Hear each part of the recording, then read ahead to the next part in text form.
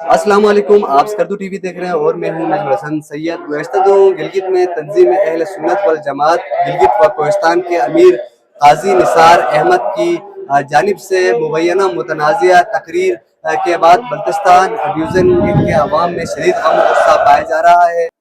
आज अंजुमन इमामिया स्कर्दू ने शहर भर में शटर डाउन हड़ताल और एहतजाजी मुजाहिरों की कॉल दी थी। इसी मुनासबत से स्कर्दू में अंजुमन इमामिया स्कर्दू के ज़ेर एहतमाम भरपूर एहतजाजी मुजाहिरा हुआ, जिसमें हज़ारों अफराद ने शिरकत की जो नाराबाजी कर रहे थे। शहर में होने वाले बड़े इज्तिमा के अलावा मुख्तलिफ इलाकों में भी एहतजाजी मुजाहिरे हुए। यादगार शोहदा स्कर्दू में होने वाले एहतजाजी मुजाहिरा लोगों की शिरकत के हवाले से तारीखी था, जिससे खिताब करते हुए मुकर्रिर ने कहा कि काजी निसार अहमद की मुतनाज़िया तकरीर से करोड़ों अफराद के जज्बात मजरूह हुए हैं।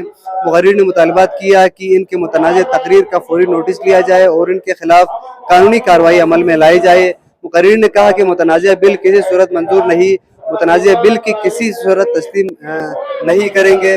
मुकर्रिरीन और मुजाहिरीन का कहना था कि काजी निसार अहमद की जानिब से इमाम ज़माना की तौहीन करके करोड़ों मुसलमानों के मजहबी जज्बात मजरूह किए गए हैं। इस पर तौहीन किसी सूरत खामोश नहीं रह सकते।